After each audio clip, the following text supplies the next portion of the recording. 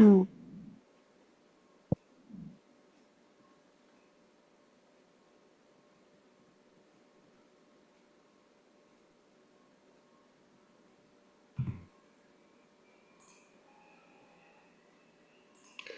Well,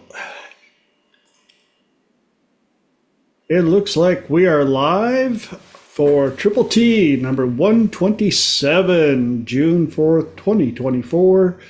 Thank you for joining. My name is TJ Zebel. I like to call myself a professional problem solver, which I always follow up with, no, I don't know everything.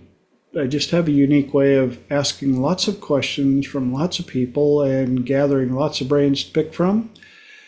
Let's see here. For those of you live on YouTube, hi, Mom, which is kind of ironic because my mom is actually in our apartment. I could actually throw a rock down there and hit the window, but she didn't want to be on camera, so she's still watching live. There's that. What else we got? Oh, yes. While you're on YouTube, for those of you on YouTube, please do me a favor and do all the YouTube stuff. Click the subscribe, ring the bell, leave lots of comments, and then leave a lot more comments. And for those of you that did go out and leave some comments, thank you very much. I appreciate every one of them. I also have a website, theTSWB.com. THE, the tall, skinny white boy. That be me. Yes. I should write a jingle for my intro. I do. We've agreed on that before. We've brought that up a few times. Yeah. I just like helping people. I help people with depression, anxiety, phobias, PTSD. I offer corporate coaching. I help people with relationship challenges. That's been very popular lately. And work with athletes from beginner all the way up to the professional level. Got some classes coming up. Going to be teaching in Vegas coming up in July. Also putting together, finalizing the restaurant server class. That'll be the level 1 intro class. And also talking to a couple of realtors around here about putting on my real estate class. And for those of you that are in real estate or know people in real estate, this isn't about learning how to be a realtor. This is the communication insights and stuff from my background as a communications person and also as a maintenance professional. I used to own a maintenance company, and there's a lot of things that watching these realtors, you're missing out on a lot. So reach out if you're interested in class. Be more than happy to include you. What else? We got to introduce the tie of the week. That's the new thing for 24. We are halfway through the year, and I've been putting on a new tie each week. This one, Holly actually asked me if it was moon phases or no, it's just a funky tie, kind of hypnotic, but it reacts in light. Sometimes you can't even see the circles, so it's kind of a funky tie. Among my many ties in the closet. Let's see, what else we got? Make sure you have your questions and your topics ready for hour 2. I'm hoping that some of you have actually written down a few. Now that you've been to a couple of Triple T's, you know that when hour 2 comes, I always get the polite chipmunks and a lot of quiet time while we're waiting for somebody to step up and ask a question. So, And if you're new to Triple T, watching the recording for the first time or watching on YouTube for the first time, the way it works, I've got 3 topics that I do my best to get through every week. Last couple of weeks, we've made it through 2.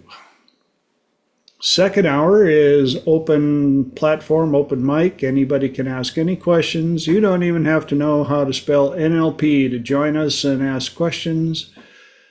But the caveat is I let the people on the call answer first because I like to learn as well. And after everybody's answered, if I've got something to add to it, then I will chime in. And see what else. Anybody got anything they'd like to share from the last week, last 7 days since we were here?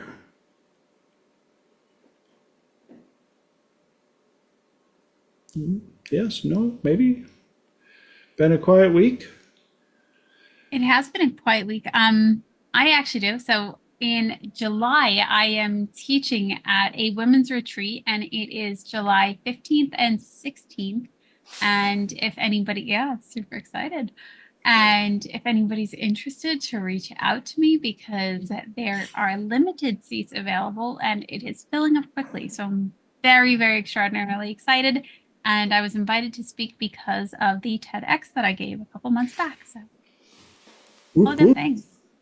Right on. Super cool. Thank you. Anybody else? If I seem to be running a little slower than usual tonight, we have had a crazy week here at Casa de TNT.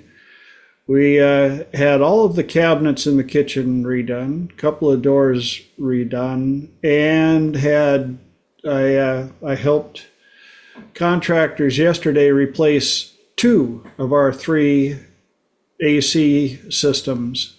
12 hours nonstop, took a 10-minute break to shove a couple of barbecue sandwiches down our throats and back at it. Thank goodness the weather cooperated. It was overcast. Every now and then we get a little mist. We were scared it was going to rain, but the mist kept the temp down to almost bearable. And we got it done. So, and both of those projects, the last time they were done was 20 plus years ago. So these are the double-digit decade projects. So hopefully now we won't have to think about that for another 20 years, or unless we move again. What else? I guess it's time for us to dive into this week's topics. This week's topics: who am I? Teacher, and who heals? Diving right in, who am I? This one came up, as many of mine do, from one of my clients who joined in the latest rage of DNA sampling to tell them who they are. And they were pretty certain they knew exactly who they were and the family history and everything, and found out that somewhere along the line, when you play anybody, what is it? The grapevine game? You give a phrase and broken telephone? What's that? I thought it was broken telephone. Broken telephone, yeah, all the above. You take a phrase and you pass it down, and pretty soon it's nothing like it's. Well, that's kind of how this DNA came back, and they were a little what.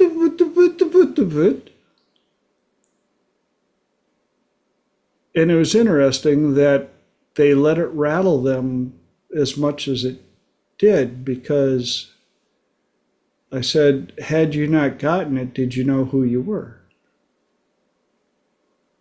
Well, yeah. it's your choice to decide how much it's going to change you.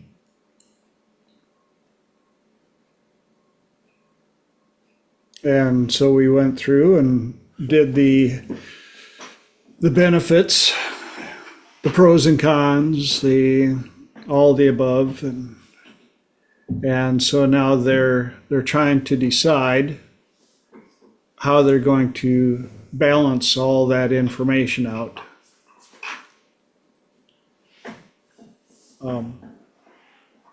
Any ahas or input you guys like to add to this one?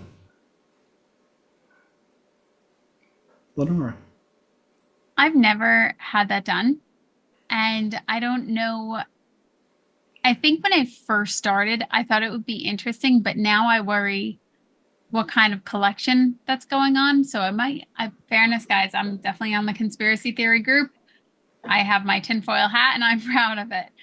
I don't know if it would bother me to find out something else. I feel like it would be one of those things that were stories that I just didn't get to know about. Yeah, I don't know. There'd be a lot And of I questions. think it's kind of funny because, some of them, they're like, I just want to find out that, I'm actually a descendant from royalty, and somewhere out there they owe me, Reparations. yeah. I don't know. Would it Uh, bother anybody else? there was actually a lady, Holly. You can finish what you're saying. I want to hear what you say. Well, no, go ahead. Rambling. Oh, I was okay.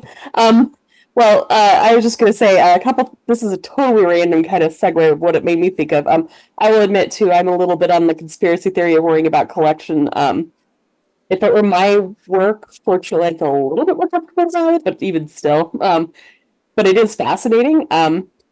But one of the things I was listening to a lot this week was Journey of Souls, for those who've read that book. I was listening to the audiobook on that one a bit. And one of the things I was thinking about that would be interesting, it kind of led to this. It was half waking, half asleep. I don't know if it was a dream or just a download or whatever.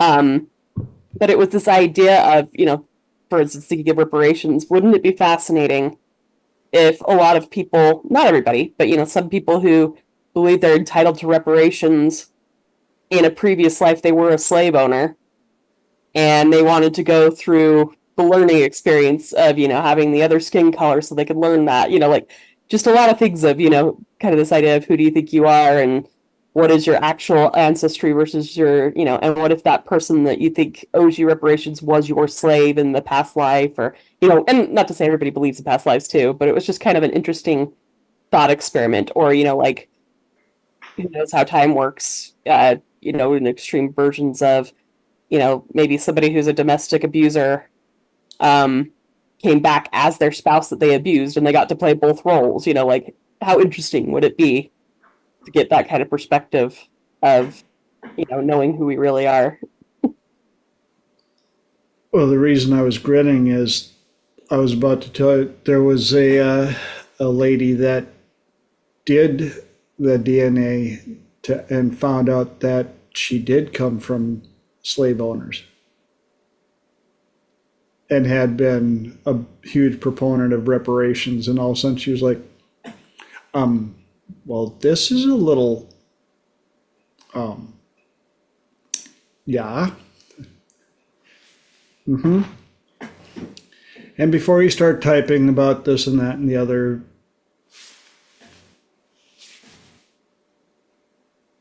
relax.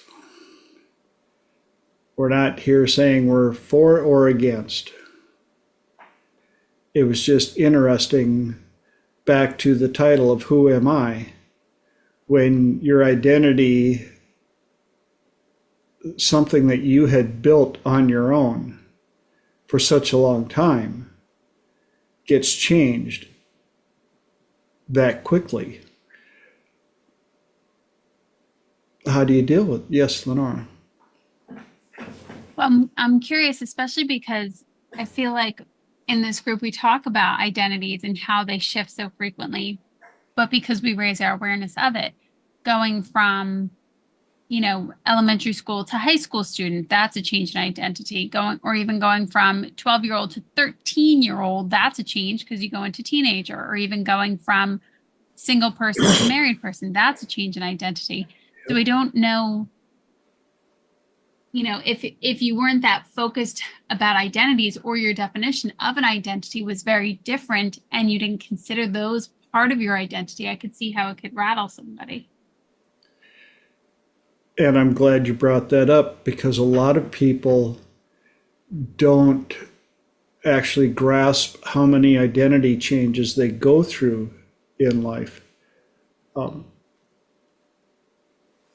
some people just skate along. Yeah, I've been single for 40 years. Da da da. And then you see the ones like you say that go up, married, parent, teenage parent, empty nesters, divorce, all the above. Those are all major identity changes. Mark. Yeah, the 23andMe is, like I said, I also share that reluctance to, put that stuff out on, into general public, that where the information can be sold. But the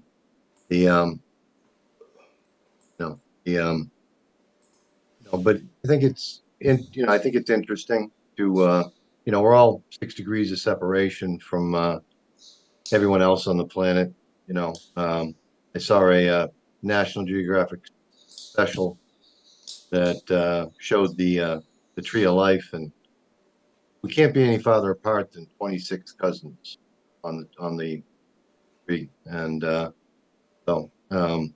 but yeah, that again, I've considered it for quite a few years to get again, it's not going to change how I define who I am, but you know, knowledge is something that again, I'd like to get it done at some point. Pass it along. Yeah, well, and one thought that came to mind when Lenora had brought that up, I kind of feel I'm kind of in the same mindset on it, but then have grandma go do it. You're close. You're close enough in the tree line to see where, grandma, where the roots from.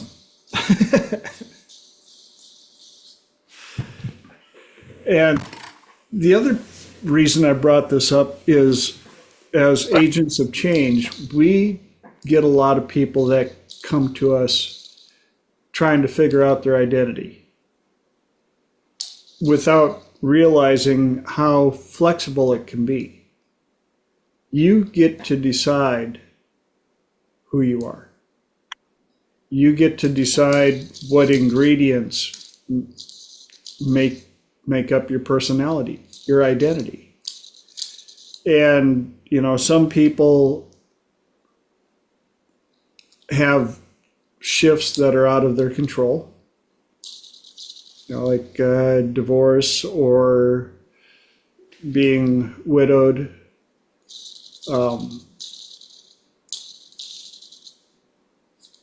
Finding out that who you thought your parents were was actually not true. And people are like, okay, what do I do now? That's up to you. What do you do now? And like I teach in Identity Management University, aka IMU, has it taken away from ingredients in your pantry, or has it added? And it's Really up be to up you to the to do. person. What's Yeah. that? I was literally saying the same thing. Up to the person. Yeah. They decide. Yeah. And then you look at people that if you've been around Planet TJ long enough, you know how I feel about multiple personalities. We all have them. And I've actually gotten into a discussion with a couple of people about this. I do not. I'm the same all the time. Liar! No, you're not. I've seen you in the bar Friday night, 2 in the morning.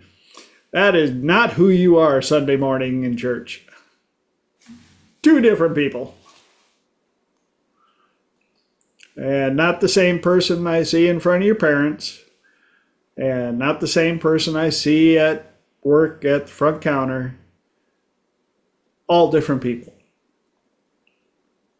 Well, whatever. I'm like, no, not whatever. We've always got multiple personalities. And if you're watching this for the first time, when does it become a multiple personality disorder? When the personality doesn't meet up or match with the values and criteria of the area and the people that you are with.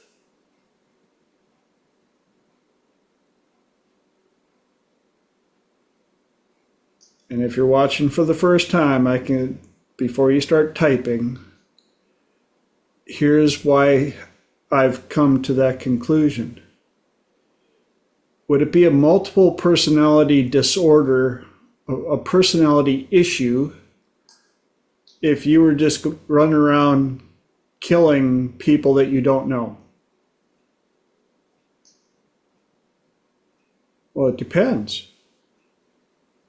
Where are you? If you're in a war zone and defending yourself, that's one thing. If you're back in your hometown, in a bar or a church or a movie theater, issue, disorder. We don't want that personality there. And so the personality has to have some alliance, some matching with the events, the area, what's going on around you.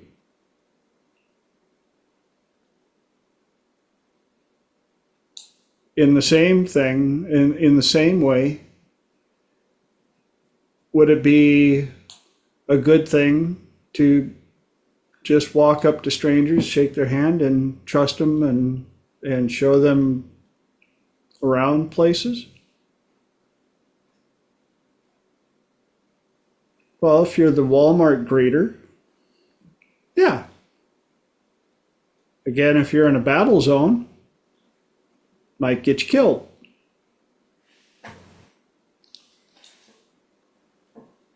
Mark.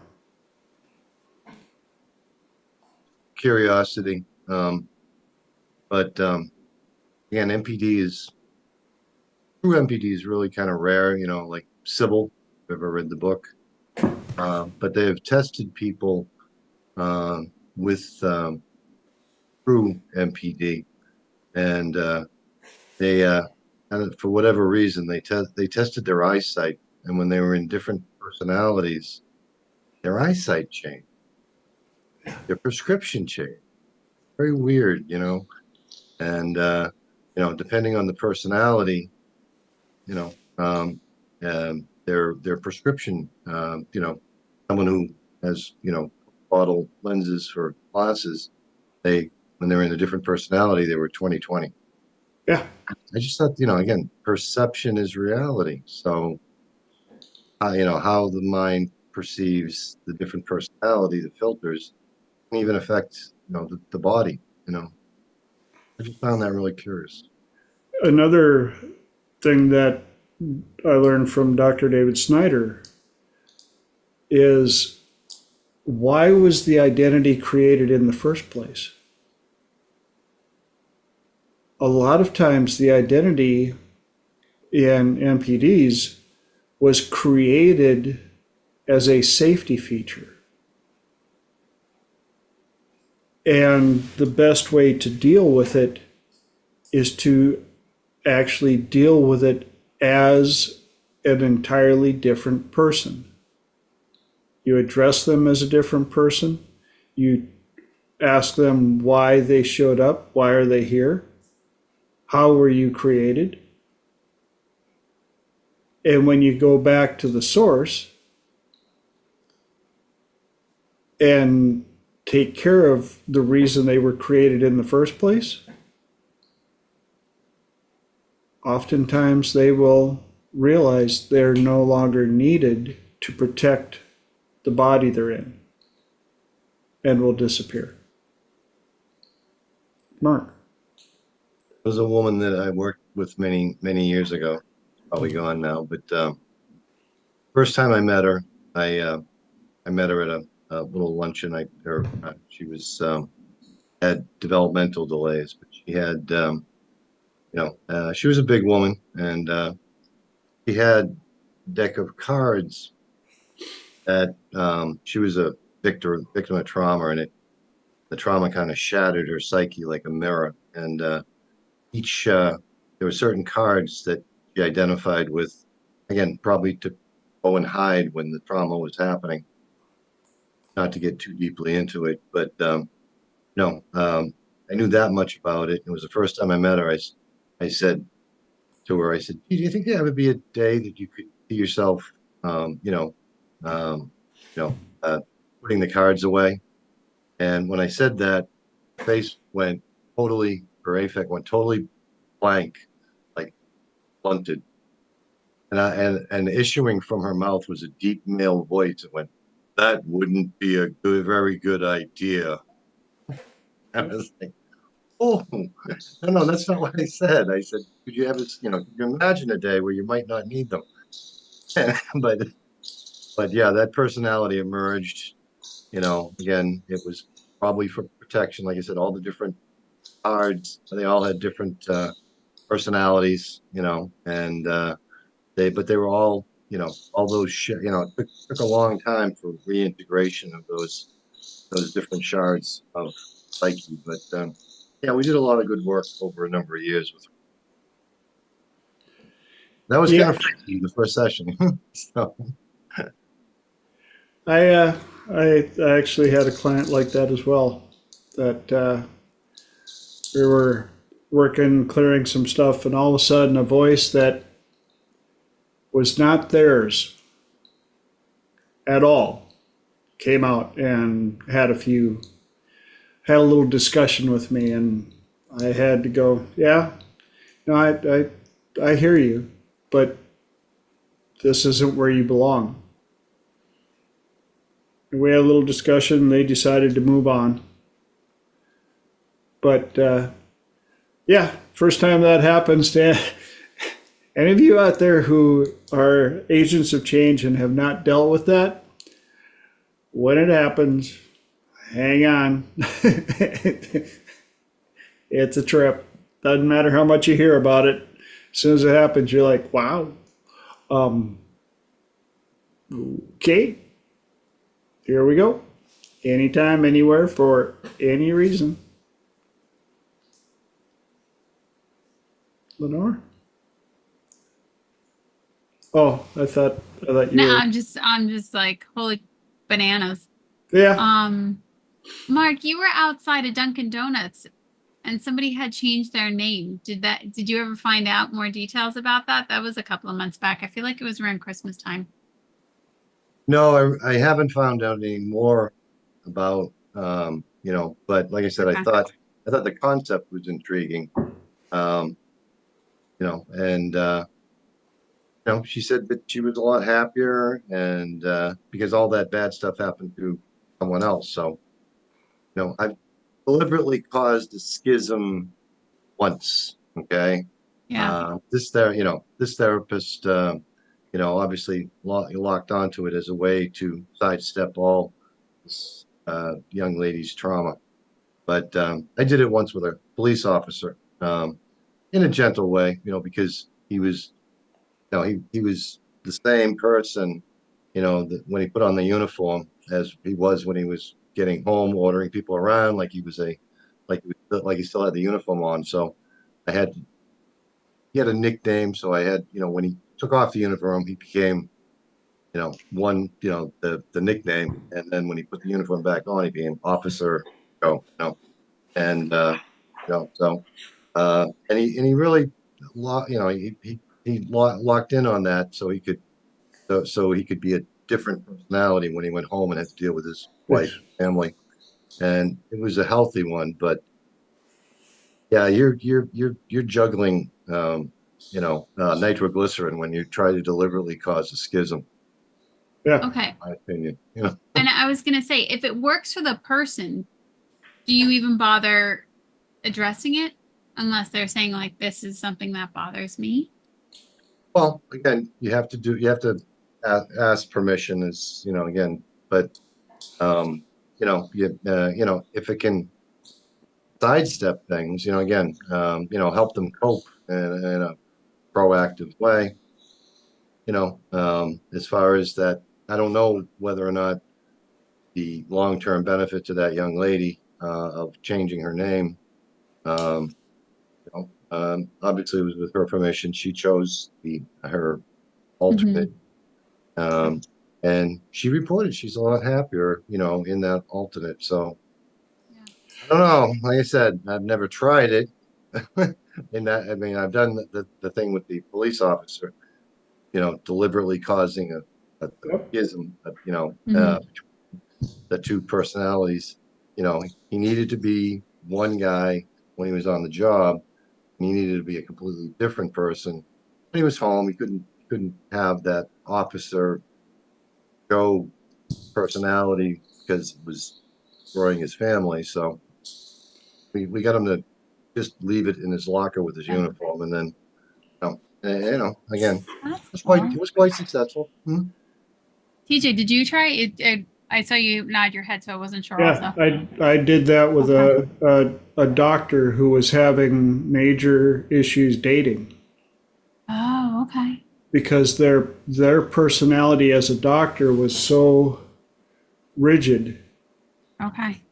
and the people that they were attracting were freaking boring, and I went, well, do you leave the doctor at the office? Well, what you can, you Okay. and we did kind of a identity management routine on them, and they it was one of those when you're out and about and you see couples, who are you jealous of and who are they with? Okay. And I've got some friends and I've got some coworkers, and their partners, they're are so amazing. And okay, so what's amazing about them? Well, da da da da da. What would it take for you? What could you add to your personality to be able to be that person? And we decided that they had to be able to leave doctor at the office. That was a good shift. That seemed productive. And I also had a client who found out that they were adopted at uh, quite a quite an age, and caused quite a shift. I could understand that. Yeah, like, well, who am I then? And it comes down to who would you be? Who were you before you found this out? Who who do you think you will end up being? What's worst case scenario? What's best case scenario? Kind of like Hmm. back to the DNA testing. I thought I was a Viking. Yeah, I know. You're not. You're not a Viking. No, you're not. No. Your family was farmers in the middle of. Oh, Holly. I know this is getting us kind of out of the first topic for most of the hour, but I'm just kind of so many things go through my mind right now.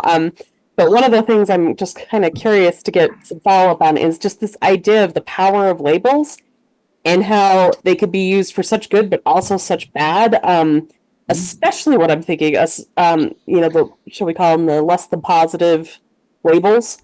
Because I'm thinking about it, if I could say, this is my warrior, by giving it a label, one of the things I'm able to say also is, and I can put my warrior aside, it's not me. Like, so sometimes the label makes it is me, and sometimes the label makes it's not me.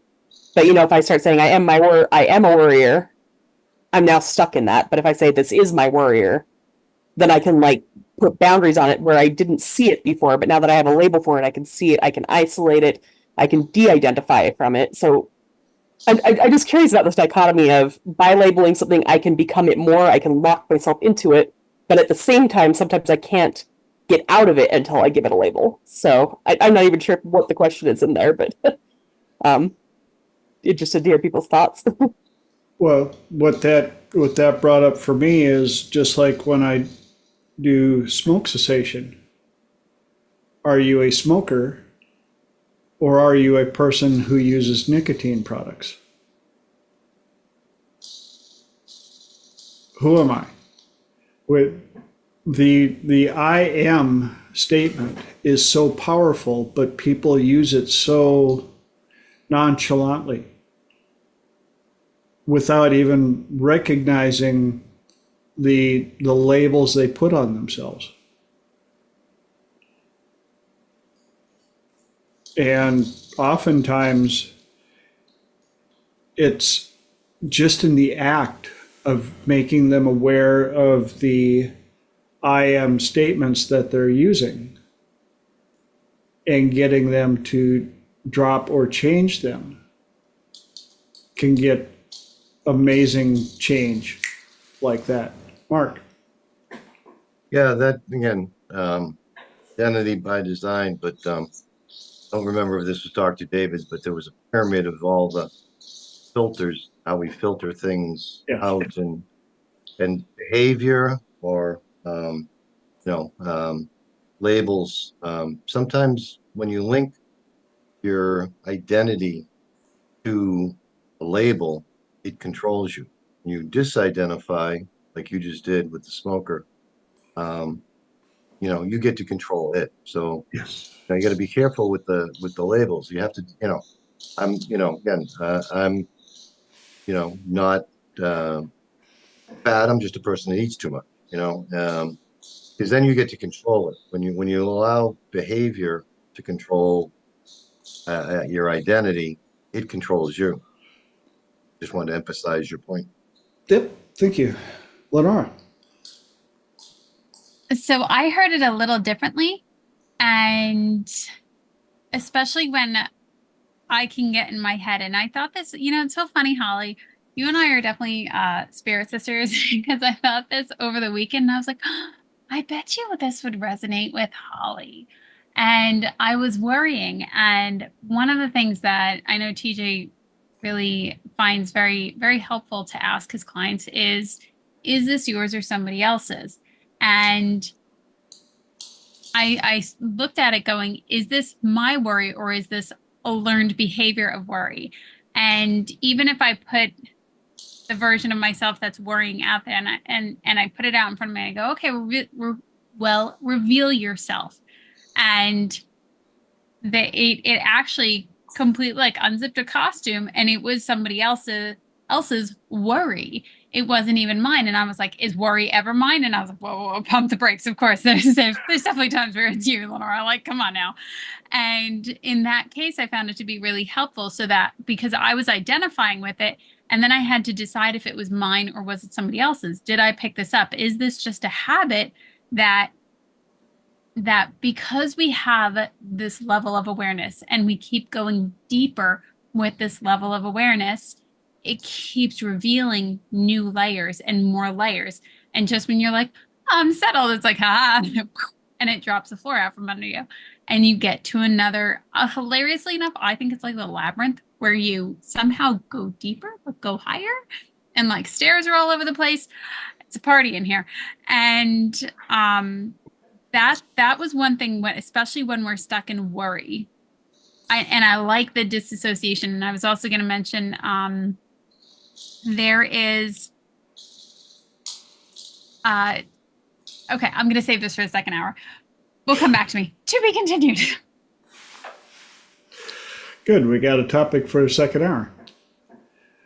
And when you were bringing that up, it also, the squirrels, for those of you that are on Planet TJ, first time, yes, I have squirrels.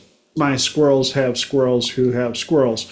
And they are constantly bringing up stuff.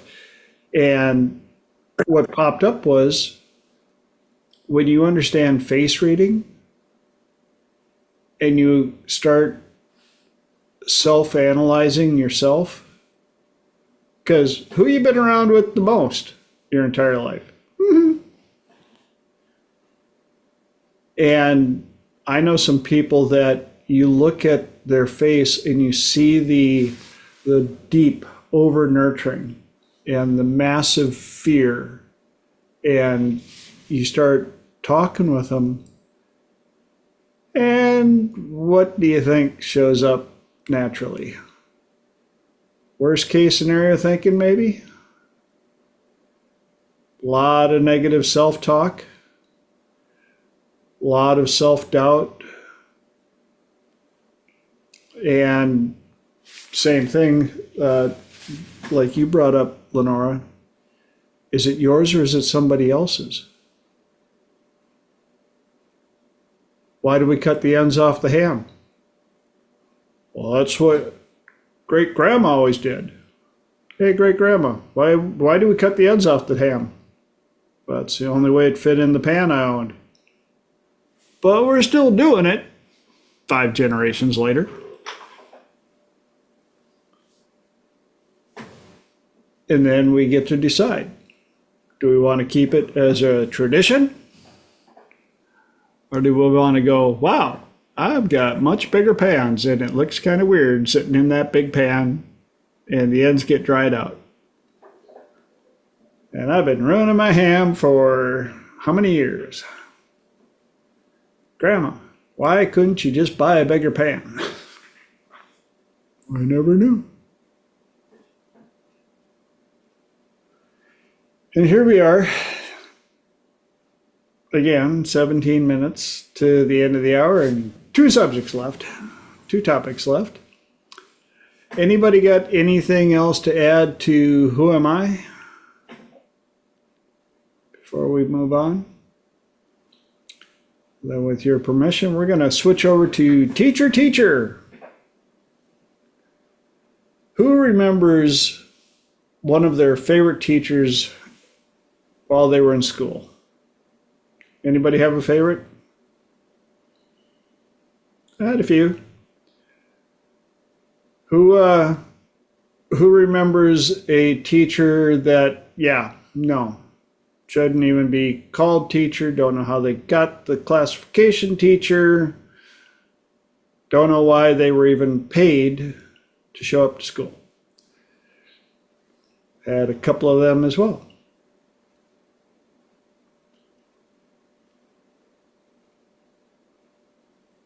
And yet,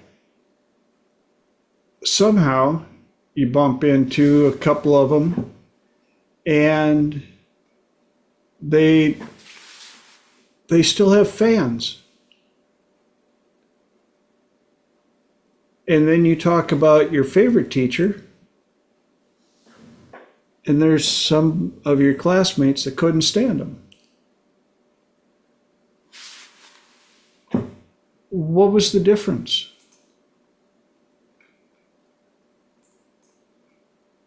Anybody want to take a stab at what made the difference for them? My guess is how it resonated with them or how they responded to them. Yeah. Sometimes it can be just the smallest thing.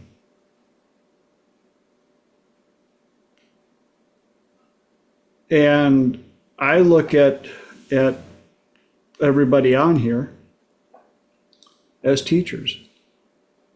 At some point, we are all teachers, especially as agents of change. But I bring that up to remind, I had somebody I know that been doing this work for a while, and they had a client that just didn't like them. What a waste of money. I want a refund, blah, blah, blah. And I had to remind them of two things. One, you're not going to jive with everybody. And two, it probably had nothing to do with you. You did the best you could. Like Mike typed in, you got personality types, background, speaking patterns, past experiences, all the above. That can go work for you or against you. And so you do the best you can with the tools, knowledge, energy you have available to you.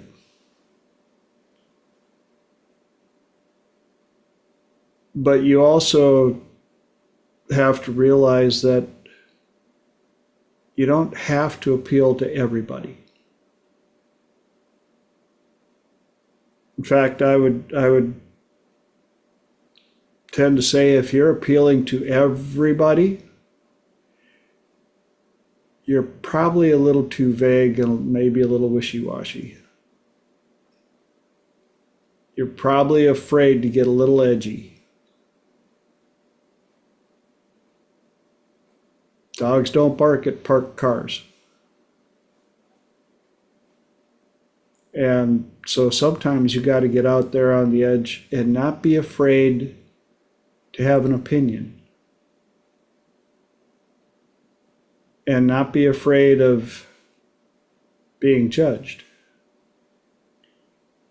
Now, I've had some people that are so terrified to try something.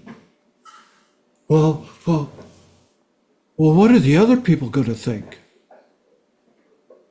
Thoughts?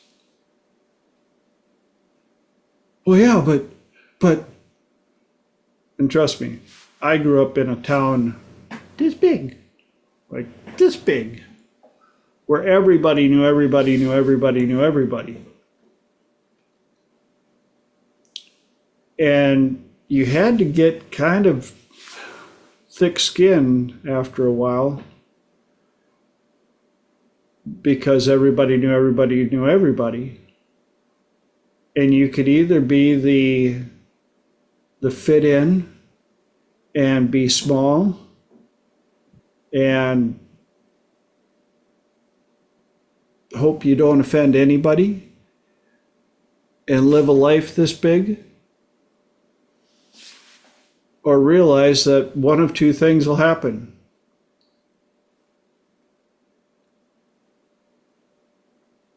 They'll either like you or they won't. They'll agree with you or they won't. They'll support you or they won't. They'll talk about you or they won't. But I love it when I talk to people that are so worried about what other people think. And I'll ask them, well, who are you worried about the most? Well, I don't know. Well, there's got to be one. There's got to be like, if I found out if they found out and they thought that would just, that would shut down the whole world. And if they can name somebody, the first thing I'll ask them is, well, How much time today have you spent thinking about them? What? Like, you're so worried about them. You must think about them like half the day at least.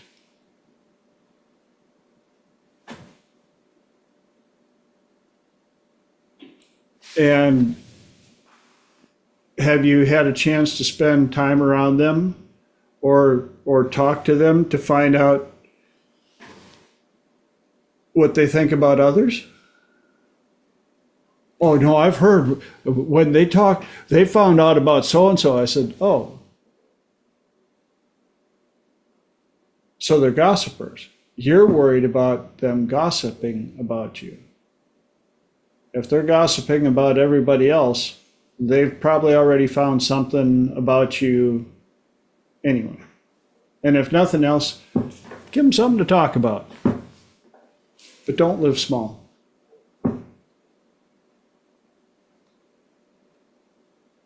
And I love what Holly put in here. Whenever you're successful in any way, by default, it's going to bother someone because it taps into their cognitive dissonance by challenging their excuses for why they are not successful. Yeah. How dare you go out and become successful? Why can't you just be like me? I don't know, why can't you be successful? Well, that takes a lot of work. Yeah, I know. That's why I did it.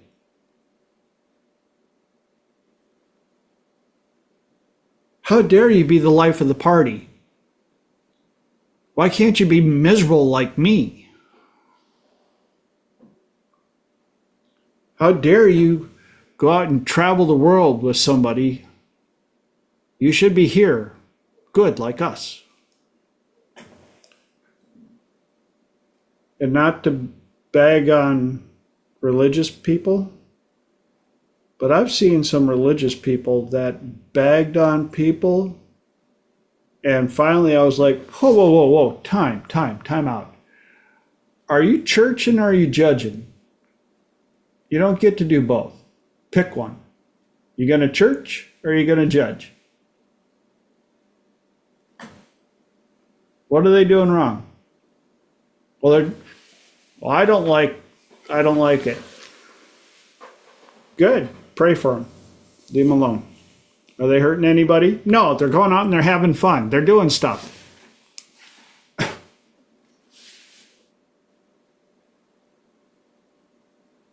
Miss Uptighty called the cops because the neighbor lady was suntanning without anything on.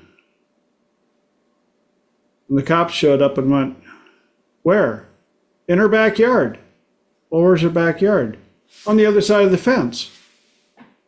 Well, how do you know she's sunbathing without anything on? Well, if you look over the top, you can see.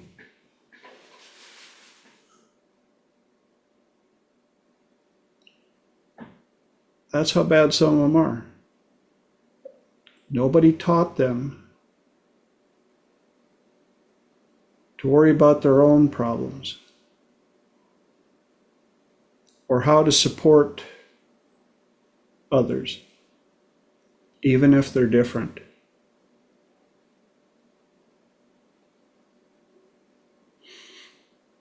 So, in my quest to be a teacher,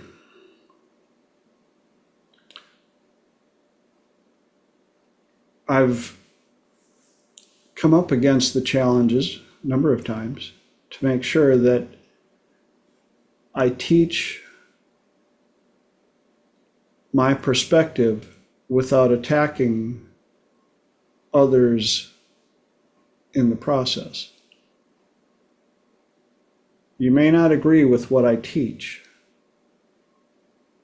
That just simply means it wasn't the lesson designed for you.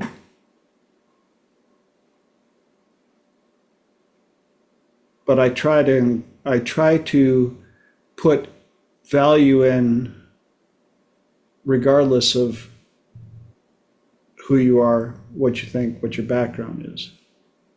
Please just apply that.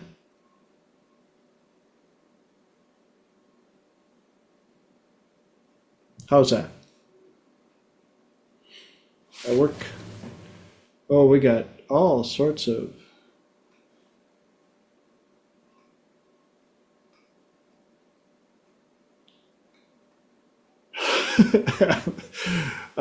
For those of you, I'm trying to catch up on messages. That brought up a whole bunch of messages, and yes, sounds like some of the people agree. We'll leave it at that because I have 5 minutes to try and squeeze in a third topic so that I can say that at least one of these weeks we got in all three. Anybody got anything to add to teacher, or we want to save anything for second hour and let me jump into who heals quick?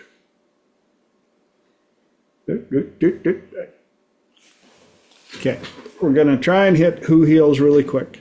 Who heals? That's a very wide question. And it comes down to the way I mean the question. I've got a client who had a family member who had ended up in the hospital, pretty severe. And luckily they've been studying our thought processes and ideas for long enough that they made it adamantly clear there will be zero negative talk in or around the patient. There will only be positive talk of positive outcomes. Best case scenarios. We'll deal with facts, but not in the negative way. Well, this is what happened, and here's the worst case scenario. No, you don't even get to utter that. Has anybody recovered quickly from this fully before that you've seen? Well, yeah, there, see, positive. It's possible. So, and they had to basically guard the door for their family member. And surprisingly, or not surprisingly, the family member recovered quicker than most of the medical staff had ever seen before. Even though the family member had been in a coma for a while, a medical-induced coma for them to recover,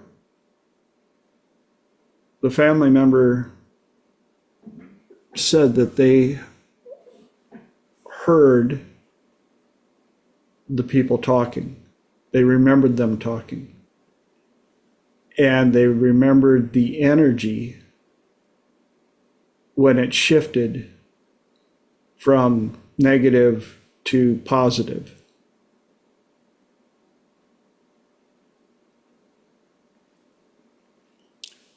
And so I put this to make sure that we understand.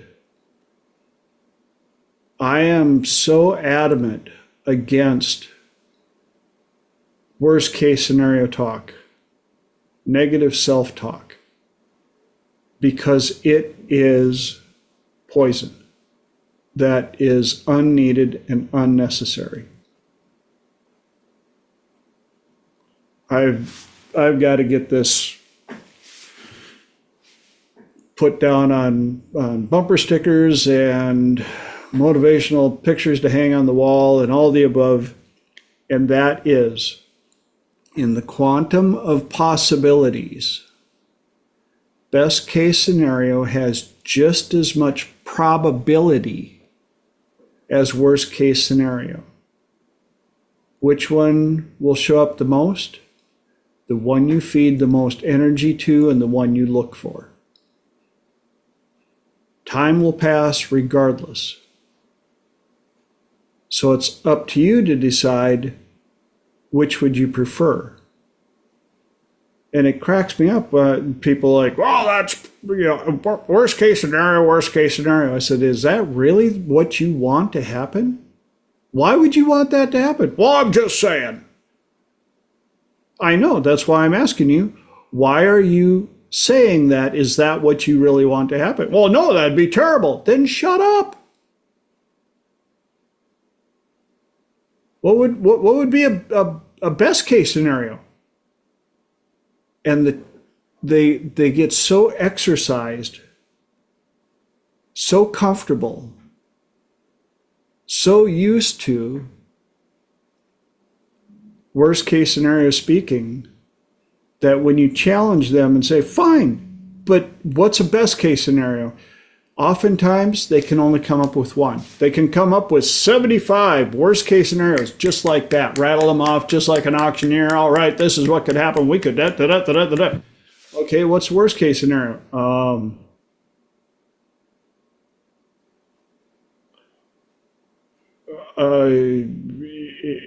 It could work out. Okay, that's one. What's another one? Well,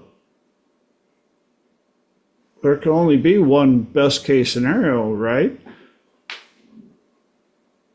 Well, why can there only be 75,000 worst case scenarios? Well, because those are easy for me to think about. And yet I can rattle off best case scenarios just as fast or faster than they can rattle off worst case scenarios because I've practiced and I understand the power in it. Yeah, well, how many times have your best case scenarios happened? You know what my answer is? About as many times as your worst case scenarios have happened.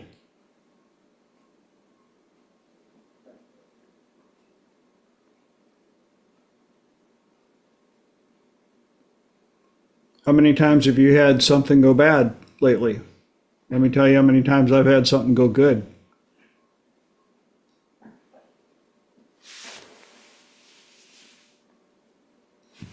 About the same. I know which one I prefer.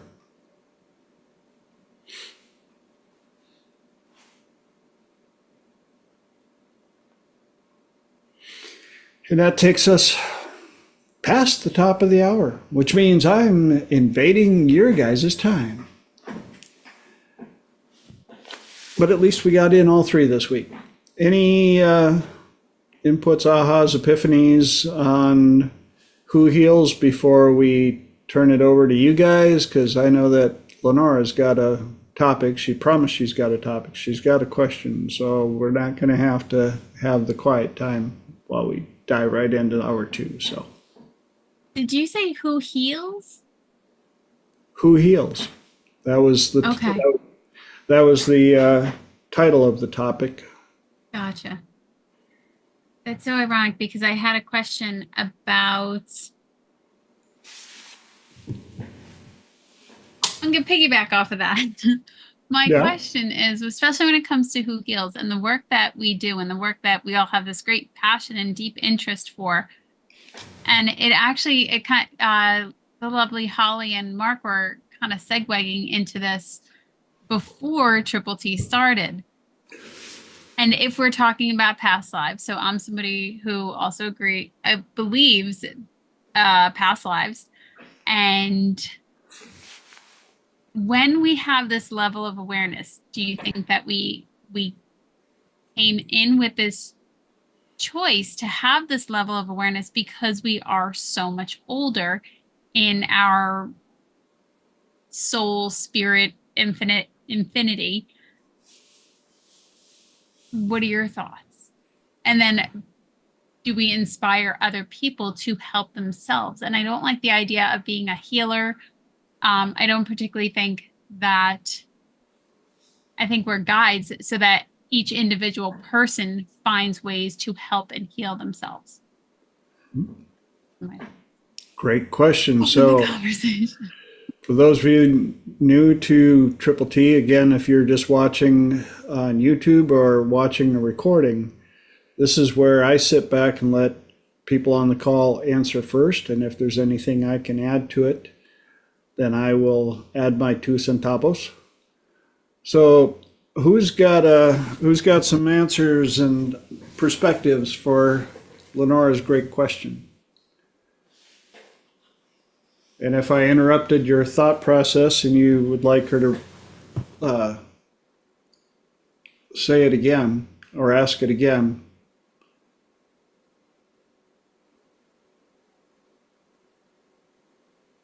Yeah, ask it again if you don't mind.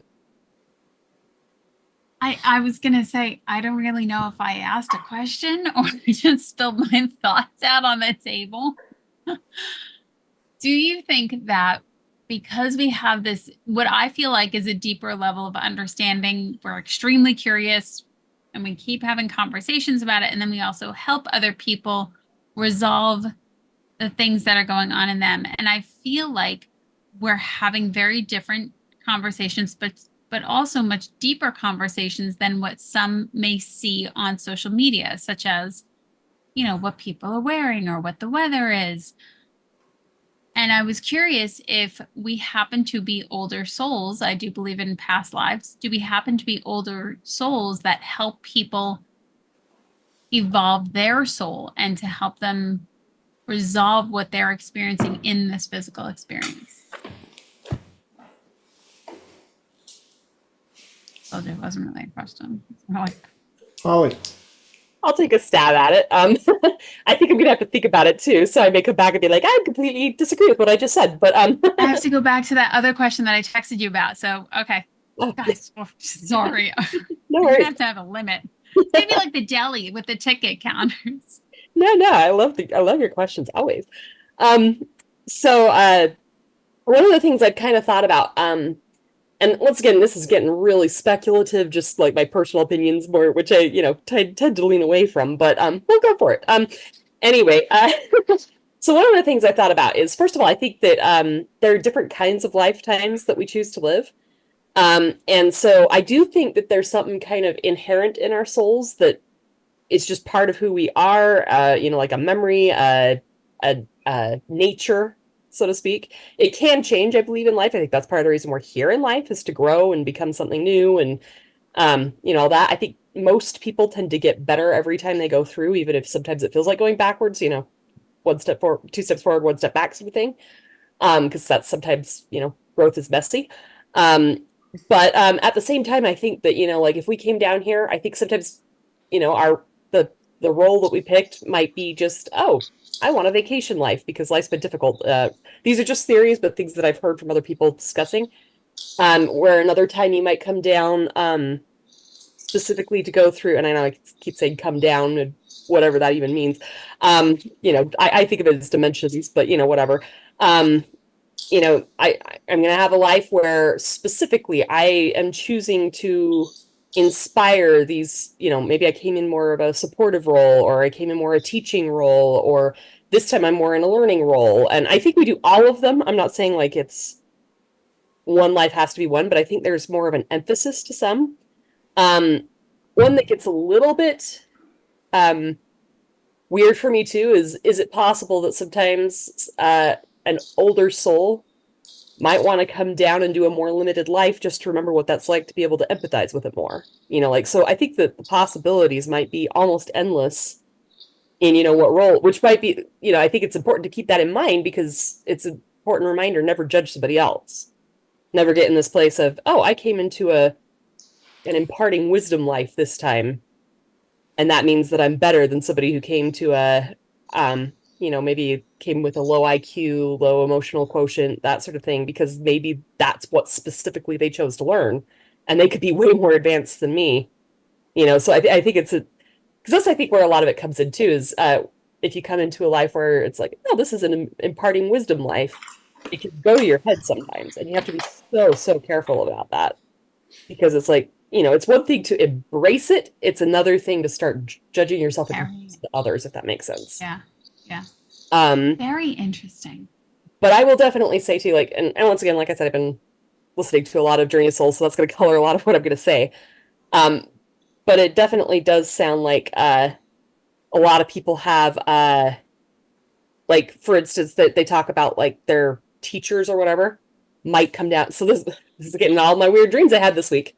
I had a dream that I made a deal with one of my students that I would come down in life and be their student because I was teaching them how to be a teacher and a mentor. So like, all these just different interesting things that like anyway, so yeah, I think part of it is, the core of who we are, the soul, like there's some part of us that just it's always going to be with us. But some of it's just going to be the nature of why I designed this life and what I was hoping to take from it and what I promised to others, like in my supportive role in their life when we were, co-designing our lives, if that makes sense.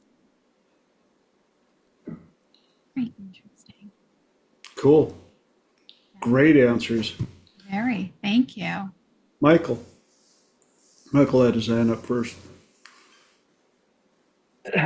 It's an interesting perspective because the one thing that we don't know is we don't know. It's all speculation, because it's our opinions, it's our education, we don't know what we don't know. We like to think that, okay, we've got a contract and you look at people and potentially that's how it is, but there's no fact, like this is what it is. It's our own experience. And I like Lenora's idea as far as helping people.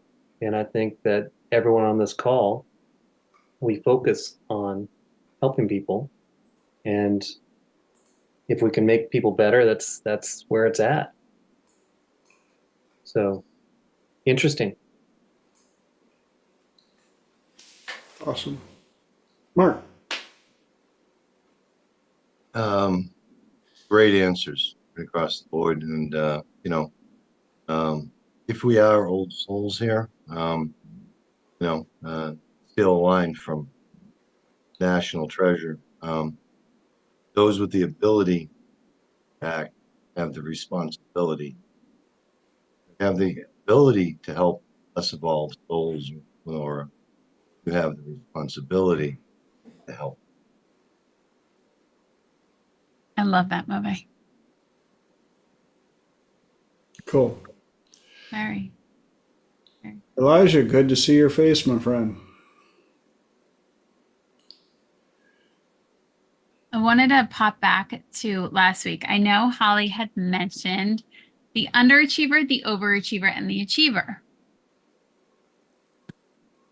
I then had a question the next day. Apparently something stuck. The next day I had a question, the three brains. So we're talking about the head brain, the heart brain, and the gut brain. Can each of your three brains have the underachiever, the achiever, and the overachiever? So now we have 9 players on the table. But there's more than 3 brains anyway, so there's more than that anyway already. Following, love to hear more. I don't know. Maybe I don't know. Maybe I don't know if I want to hear more because I only dabble with 3 and we got a lot of parts, people to keep track of. When you say more than 3, what are you thinking? There's 3, 5, or 7, depending on which way you look at it. Ah, okay. So your actual brain, your brain in your head could be 3 brains. Your paleocortex, your limbic system, and then your neocortex, that could be 3 brains. And then you have your head brain, your heart brain, your gut brain, that could be 3 brains. So that will be 3, 4, 5. And then you have left hemisphere, right hemisphere, which could be 6 and 7. I'm going to simplify. I'm going to stick with 3, like only because that works for my model. But I'm so glad that you popped up because there was something that came up and I was like, this is so Elijah's. Holly. Were you done, Elijah? Oh, okay. Yeah, I will say, well, first of all, I'll say I think the number of ways we could split our brain up. I mean, I think you could say I've got my chakras, or you could say I've also got my visual, auditory, kinesthetic, that sort of thing. Like there's so many different ways that we could split it up. I think that you've also got that, what's it called, fractal thing, where you take any small part and it's got all of the larger parts inside of it. But one of the splits that I look at quite frequently is, and I promise this is getting to the question, but it's the, and I don't even know where this came from or why it's always in my head, but it's this idea of, I call it the false and the true energy. So like, for instance, when I'm doing the Kuji, I think of this idea of we have false power and true power. So to just give like the quick, I think this summarizes it for everything. But like, to me, true power, well, I'll use the dog example. It's a very common one. You've got the little yippy dog and you've got the big dog. And, the big dog that's very calm, master of the area around, that's true power. When the little yippy dog comes up and sees true power, it gets terrified and just starts barking and barking and barking and barking because it thinks barking is power. And that's false power, in my mind, is kind of the analogy I use.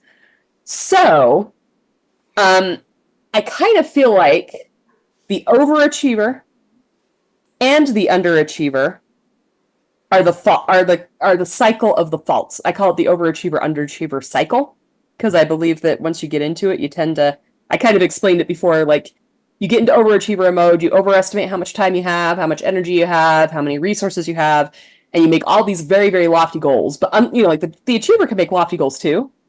But the difference is the overachiever beats you up when you don't meet them. Whereas the achiever says, okay, I did the best with what I had. I learned lessons. There's no such thing as failure, only feedback. That's the attitude the achiever's taking. The overachiever is you get done and you didn't meet, say you had 15 goals and you didn't meet 3 of them, and it beats the crap out of you for the 3 you didn't meet. So then you get sick of that attitude. Then you go into your underachiever of, well, why do I even try? I get beat up every time I do my best. At least if I make no goals, I'm not going to get beat up. Anyway, so I kind of think of the overachiever and underachiever as aspects of the same entity. Even though they kind of oscillate between what they do and they seem to have the opposite, both of them keep you stuck. And so anyway, the reason I'm going into that is because I believe that we have, like our true gut. If you follow your true gut instinct, you listen to those 6 dynamics of an unconscious response that David Steiner talks about. I won't get into that right now, but if you listen to your true gut, it's going to be your achiever. But, the 6 dynamics of an unconscious response, as soon as you start editing it, what just came up, now you've gotten into your overachiever, underachiever cycle, if that makes sense. And so, like, if you listen to your true heart, that's going to be your achiever energy. Now, I don't know if I'd call it the same energy. I don't know if I'd use those terms, but I think they work. So, like I said, if I think of it as your true brain, your true heart, your true gut, that first instinct, that pure unfiltered instinct that comes from source, whatever you want to call it, that's one energy. And then you've got now that it's here, well, this could also get into cognitive dissonance a bit too, but I get an answer. Am I going to go with the truth, or do I have to edit it because it's going to make me look weird? It's going to make me sound weird. I can't possibly, I got to beat myself up to fit in, like all of that, like programming, or I need to buy into my excuses because it's hard to actually do the right thing. It's easy to buy into the excuses. I think that's, I know I'm rambling, but I think that's kind of where I come down on that. Okay, well, you're rambling great stuff. So there's Agreed. if you have to call it rambling, we don't. But Michael,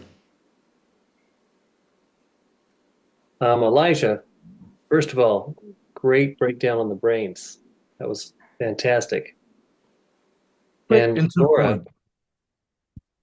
back to your question, you having the 3 brains, and can you have an overachiever, underachiever, etc.? I think that goes into our wounds.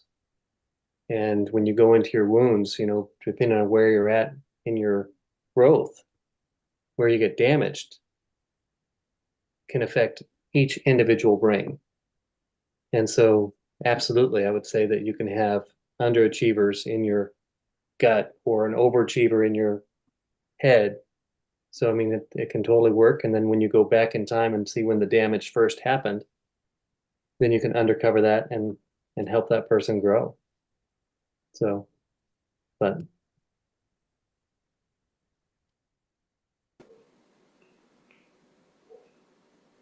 And if I'm going to throw my 2 cents in,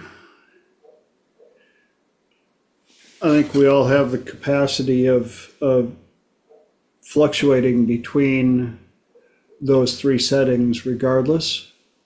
And if that were the case, when we look at the basic three brain, head, heart, gut,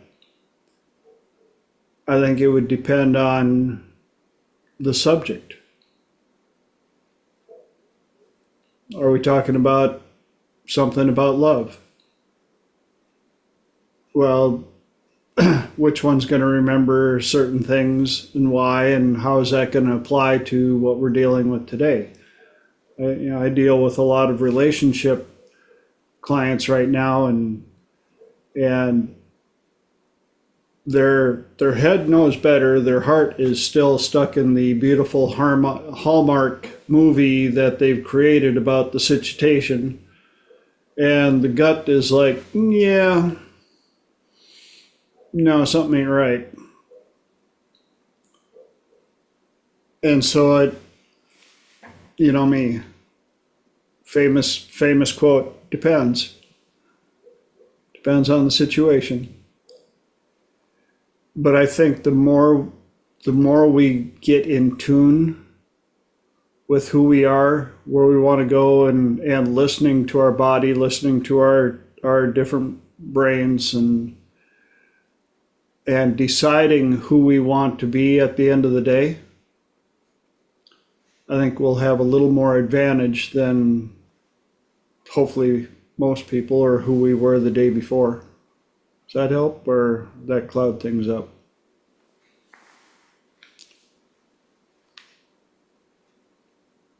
Awesome And I was insights, also going to everyone. add, Thank it you. depends. what's that? It depends. Yeah, it does depend. So there you go. Thanks. Touche, my friend. I was also going to say on the prior question about the past lives and stuff, Holly hit on something quite well. Of it goes right back to my reference of we're all on this school playground, but we can't see what grade everybody's in. And Holly's right. You could be a fourth degree doctorate and decide you want to come back here and just educate yourself further on what it's like to be a third grader, so you can remember how to play.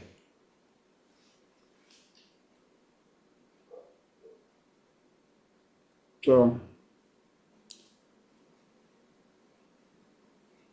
Michael. Speaking of past lives, and given all of your vast skill sets, everyone here is helping people. Have you uncovered people's past lives, and what kind of stories have you found, and that stuff? Hundreds of them. Once by accident. I've never been asked to do it. Once I was just doing a normal regression, what I would consider to be a normal regression, and we ended up in a past life, and it was a little scary, you know. I can't say too much more because confidentiality in that, but I never really thought about it before then, and ever since then, now I believe in it. So, that's kind of how it was. The lovely Michael over here introduced me to a book. What is it? One Mind, Many Masters, I think. And I actually started to read it upstairs. Many lives. Go ahead. Many lives and many masters. Thank you. And it is pretty interesting. Especially I've been regressed a number of times, and shit, stuff you find makes a wild amount of sense.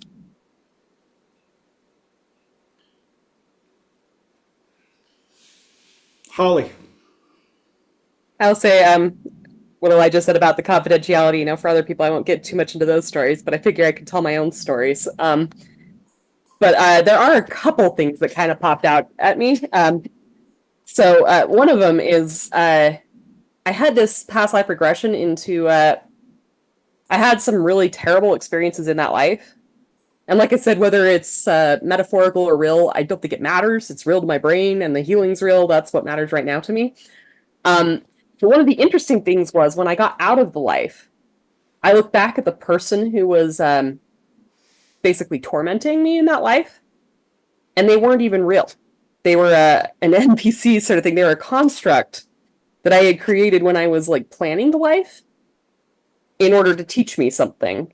And basically it was like, there isn't anybody this evil. We're going to create this construct. So I just thought that was absolutely fascinating.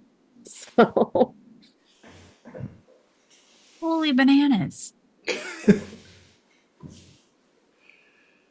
I'm going to have to sit with that one for a while.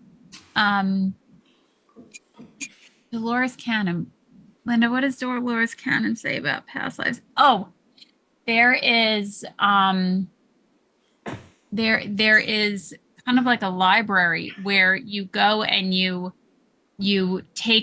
study these people's lives. And Dolores had said, I believe, if I'm recalling this, Linda, please correct me if I'm not, that you study this to the point that it's hard to say if it's actually your life or if it's something you studied on the other side to support you as you come into this life, which I thought was wildly interesting when I came across that. I was reading her book a couple of years ago. I'll have to pull up the name. Amazing book. And I've done quite a lot of regression with clients, and the stuff that's come out of it has been well, it's the reason I keep doing it. I've had quite a number of successes with regression with clients. So yeah, there's stuff that they come out and they're like, what the what? I'm like, yeah, and even I got to do the same thing. Went back and past lives and came out of that with a whole new perspective of how I've been able to do certain things. So if you're watching this and you're like, what are they talking about? Feel free to reach out to any of us on this call.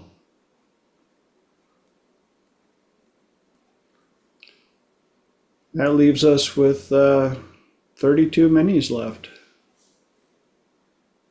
Anything to add to that subject? Anybody got another topic or question they wanted to throw in? Come on, I know we got.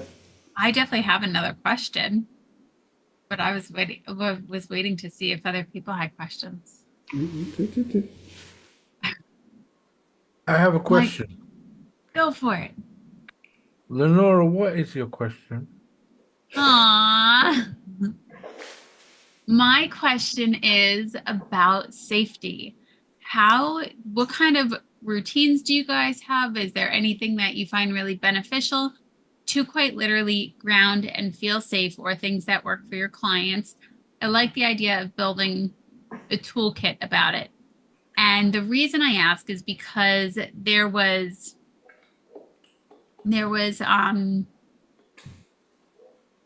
something that I experienced, and afterwards I was just a completely different person having a meltdown.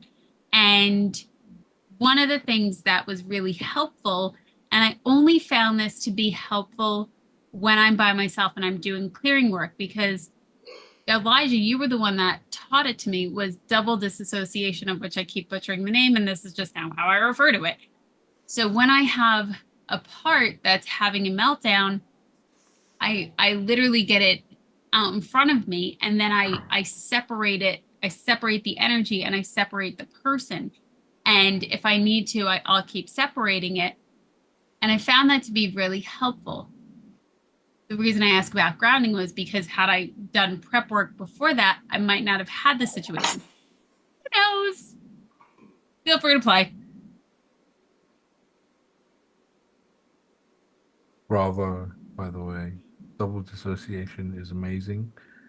And you sounding, it sounds like from what you were just saying that sometimes you're even doing triple dissociation.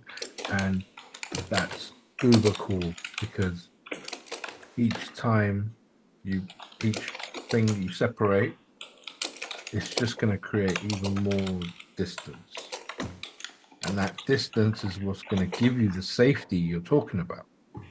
Because suddenly it's not like in you, it's not around you, it's just there and there and there and there, and all the different bits are separated. And you know how they say the whole is greater than the sum of the parts. So now we've put them into parts. It can't be great anymore, as strong as it was when it was once whole, as powerful and as negative and as scary as it was. It can't be because you've done all that dissociation. In terms of pre-inoculation or whatever, and like safety energy and things like that, these days I'm really practical about it. I teach people a breath. There's one breath, okay? If you learn this breath, you can calm yourself down from a panic state by doing it once. You don't even have to do it 2 times, 3 times. You can do it just once, and it will instantly calm you down. You want to learn it? Should save it for later. It's a 2-stage inhale and a long exhale. Okay, so it's normal inhale followed by a quick, short, sharp second inhale, and then a long, slow exhale. So I'm going to do it for you now as a demonstration. I'm going to really over exaggerate it, but it's kind of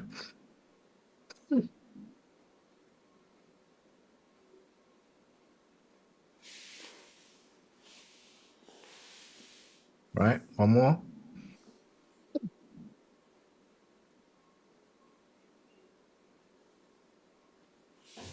It will, as I'm breathing out that long exhale, I can feel my energy just going down from the top of my head, whatever excited, aroused, anxiousness there was, it just calms down instantly.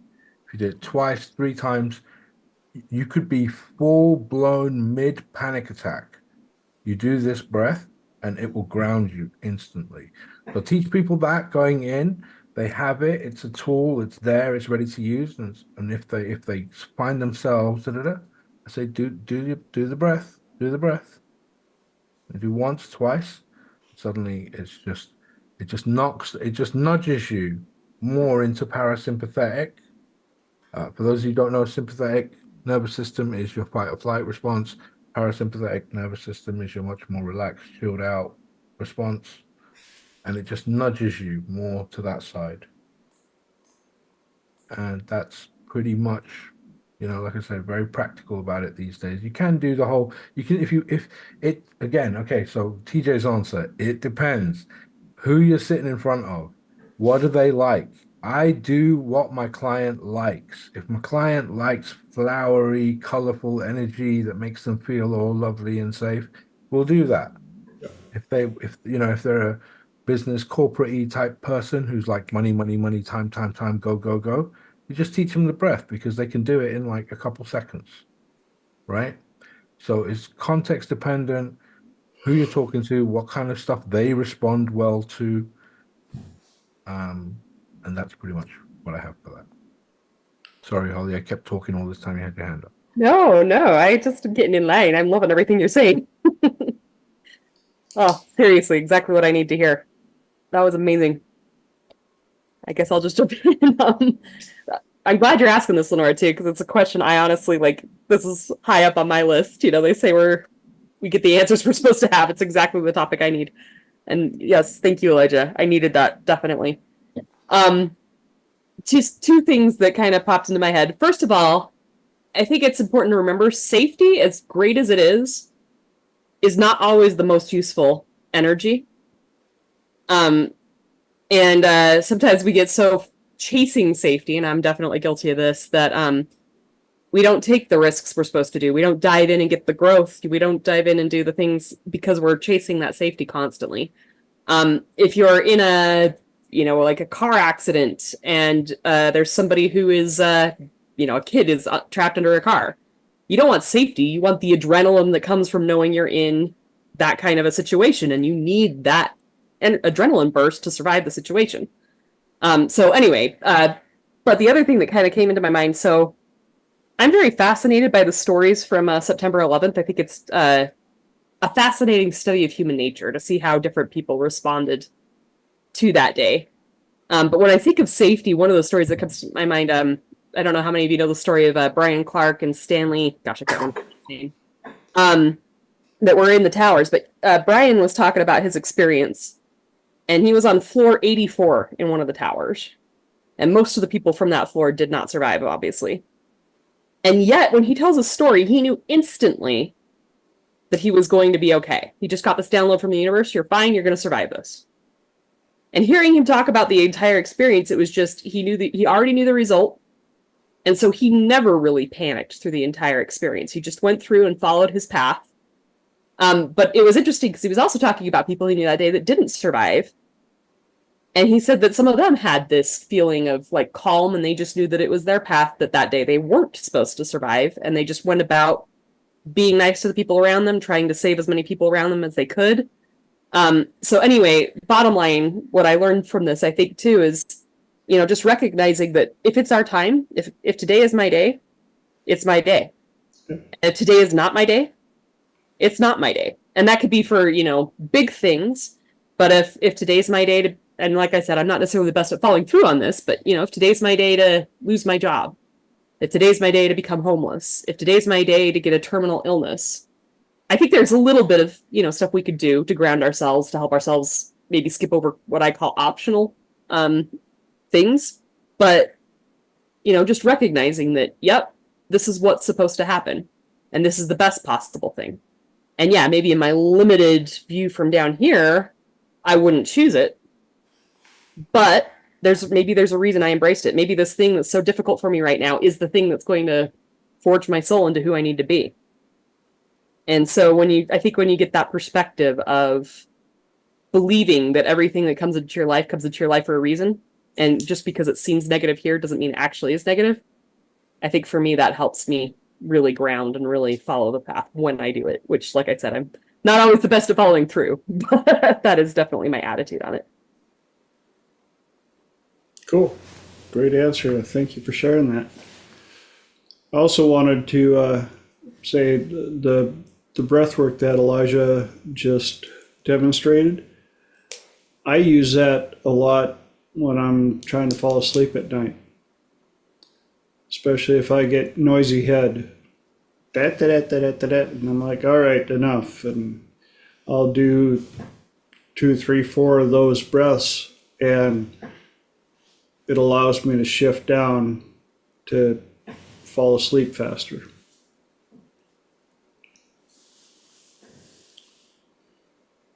Anybody else got anything they want to share on that one? Or do we have another topic, another question that we can bring up for the group? Come on, kids. We got 21 minis left.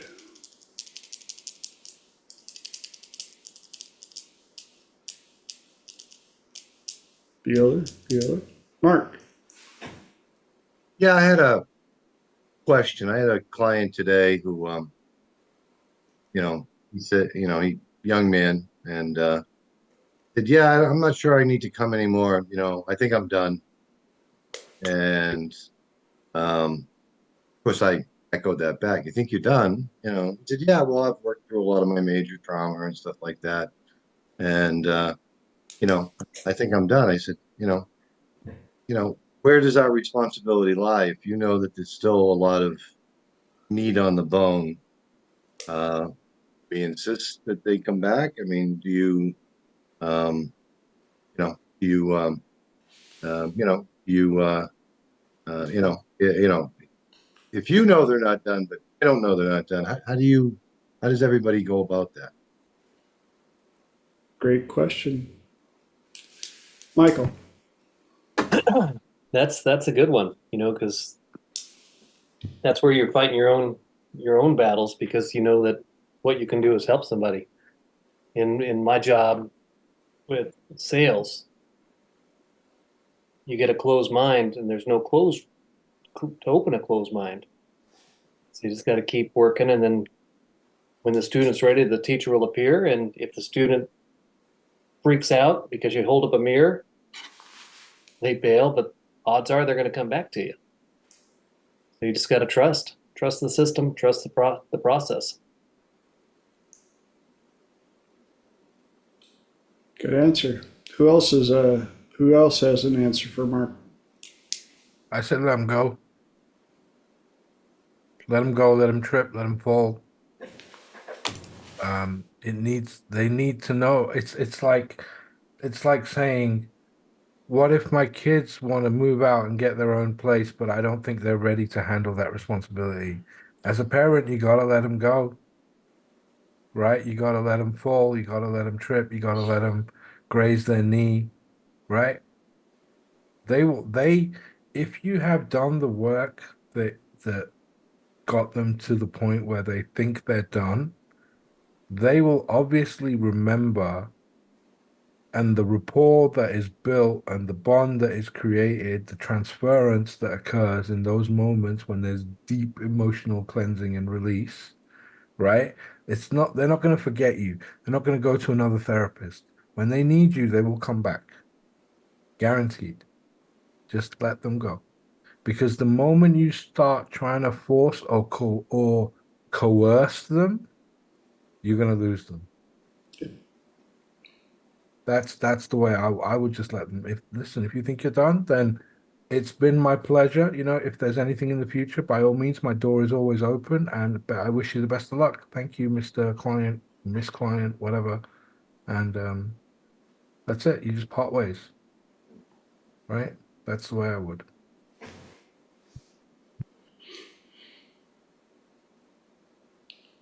And I totally agree with you. Been there, done that.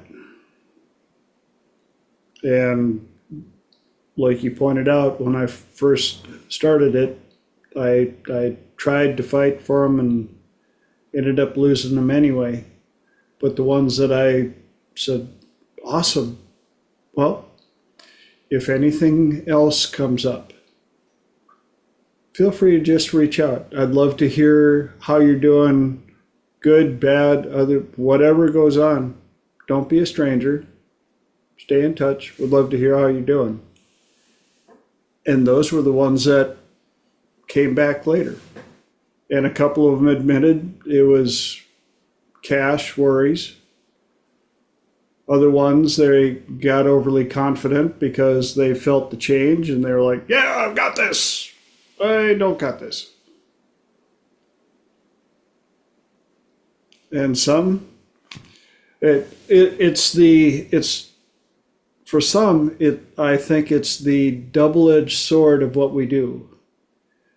We help these clients, and you kind of get attached to them because you get to know who they are, what they're doing. That rapport is built in, and if you really do fix them good, well, they're gone. You're like, oh. Kind of like, raising birds from an egg. You're just like, oh, look, oh, you're ready to fly, and there you go. Oh.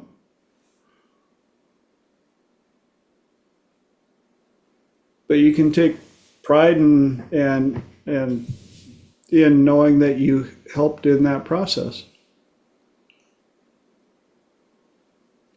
And the ones that want the change will continue working towards it.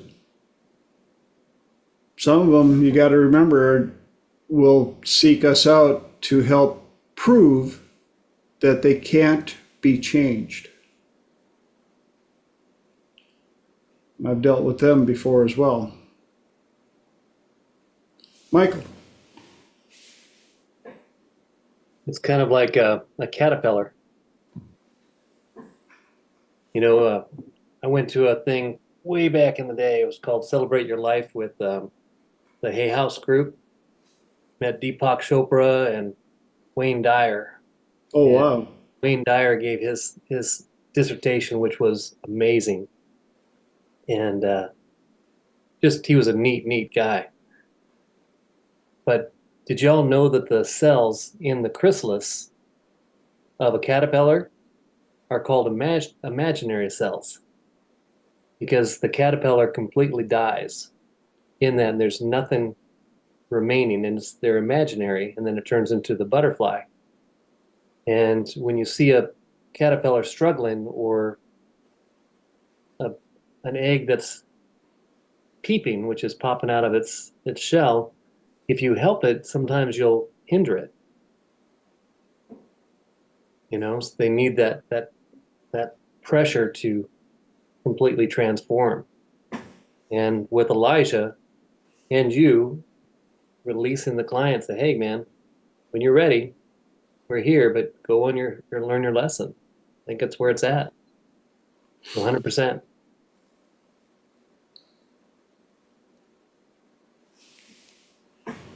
Holly.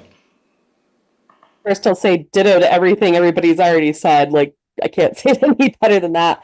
One tiny thing I'll add, one thing I'm learning is often when I think I can see what that person needs next and I think they're not ready, a lot of times that's more about my own ego.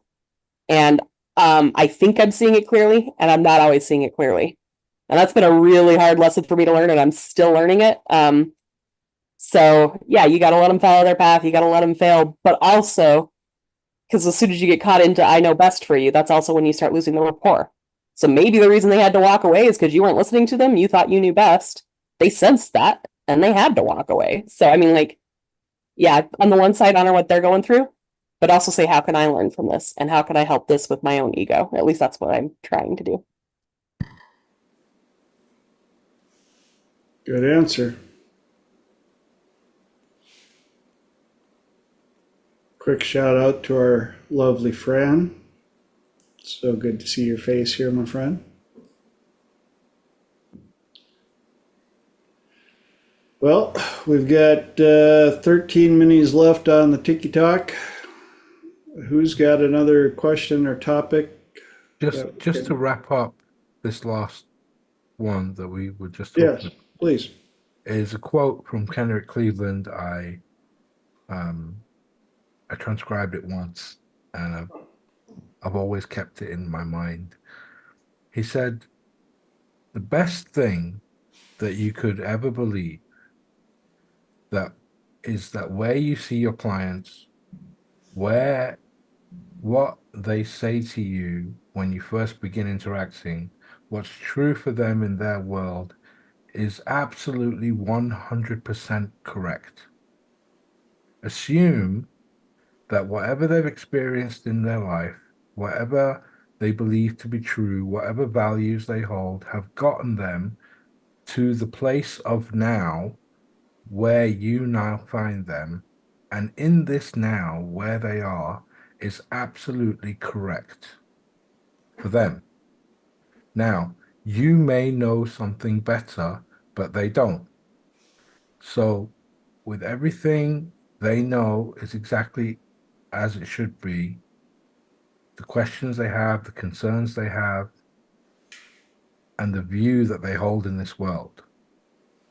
Understand, like, the point I'm trying to make, and the point I think he's trying to make is you do everything for them.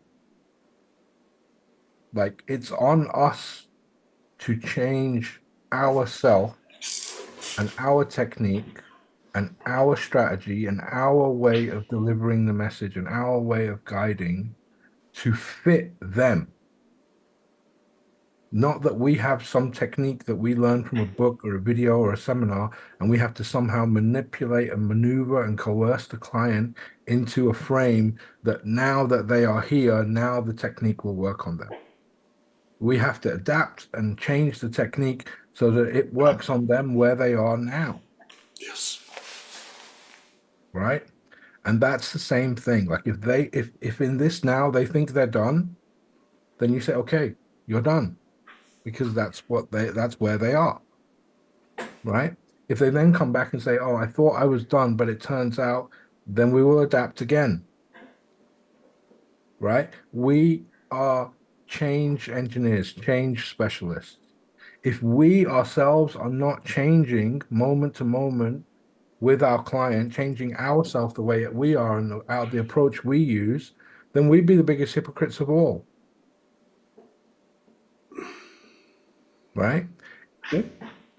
Like Michael Jackson said, if you want the world to be a better place, take a look at yourself in the mirror and make the change.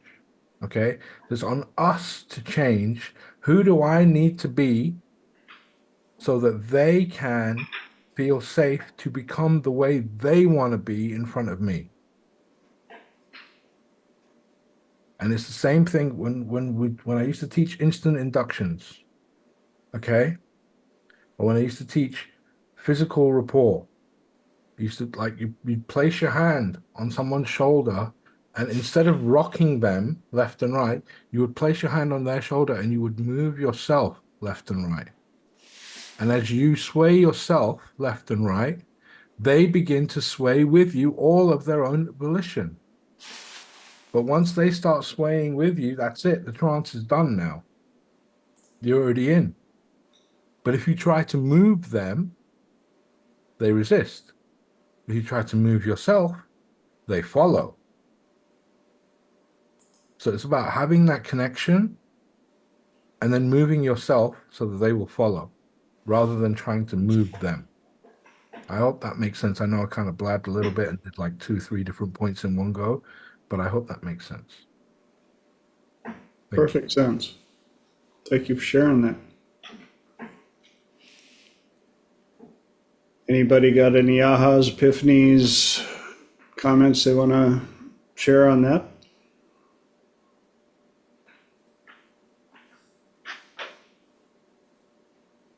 Bueller, Bueller, Bueller.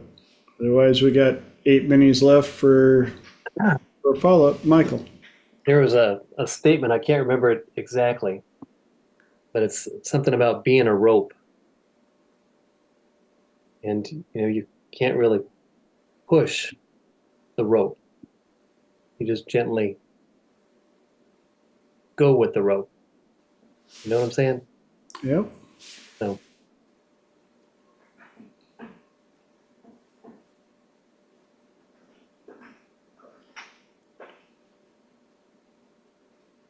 Okay, 7 minis, counting down. Who's got something else they want to bring up? Questions, topics, epiphanies, ahas?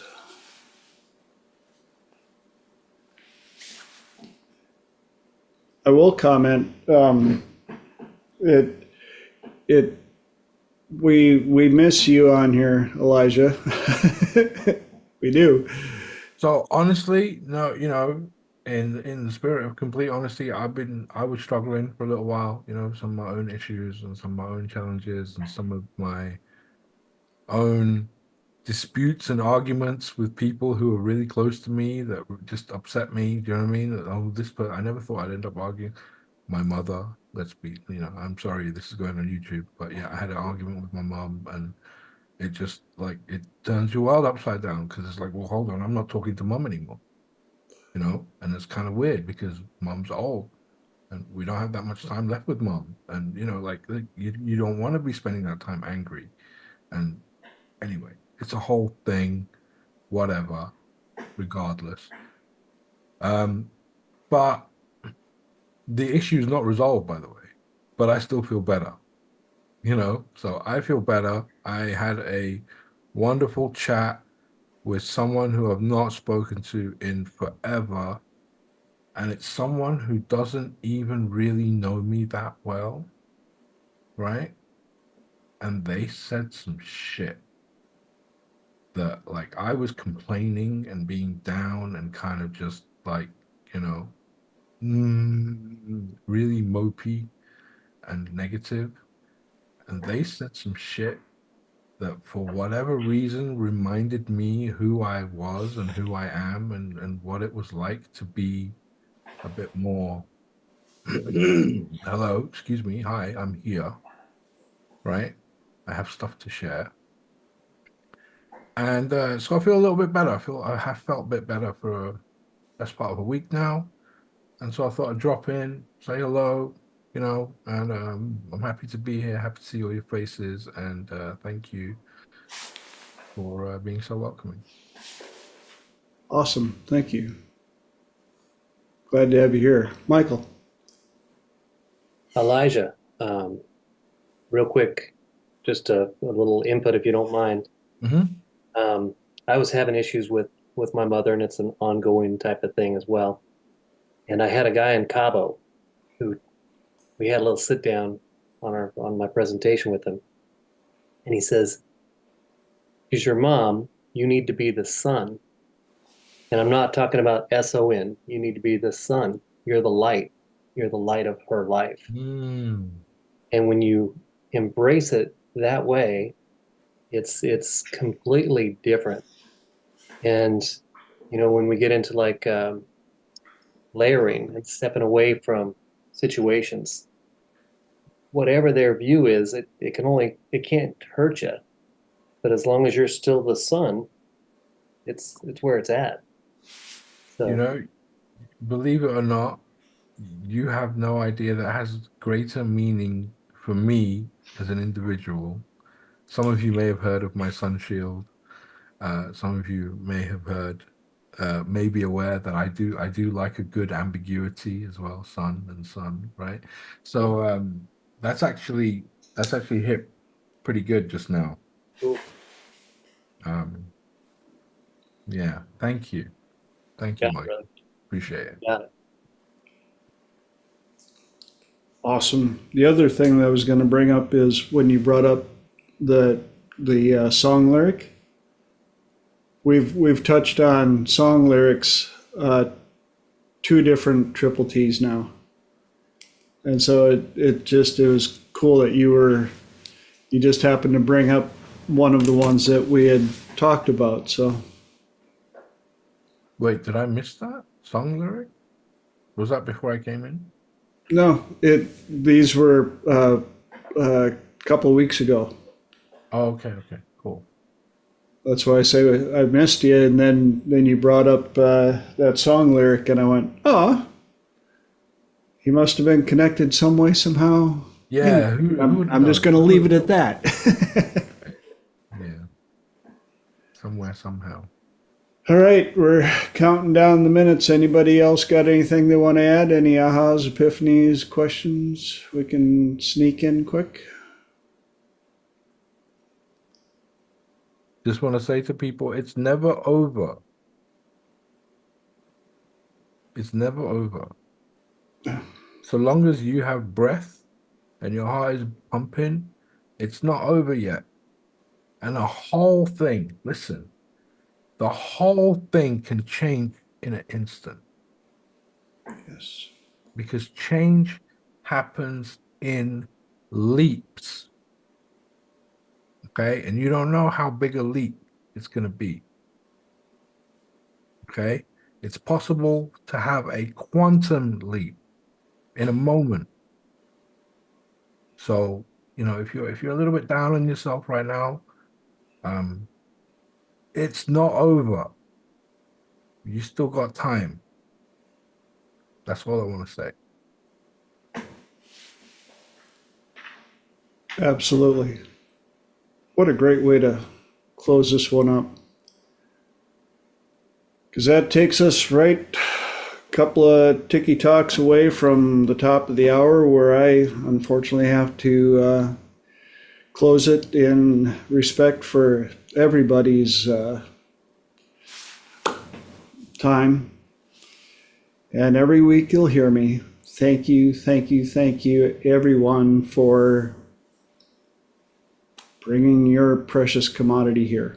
I haven't figured out yet how to stop time, reverse time, or give back time. So for you guys to offer up your precious commodity of time on this platform for everybody involved, I truly don't have the vocabulary to tell you how much I appreciate it.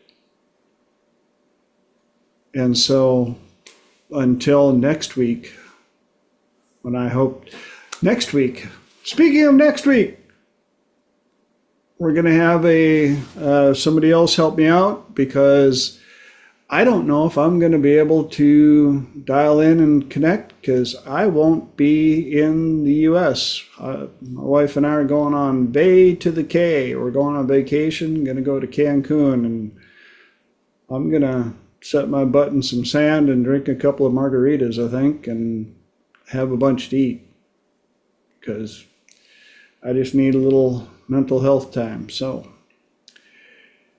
I will miss you all. I'll do my best to try and pop in and show you that I'm still here. I will be here in spirit and all that good stuff. So in the event that I cannot get a hold of you, you will be in perfect hands, and I will then see you 2 weeks from now with fun stories and stuff to tell. But until then, go out in the world, make it a better place, live your life the best you can, laugh and love as much as possible, and know that I appreciate you guys with all that I have. Love you. Thank you, TJ. Good night, Thank everybody. you.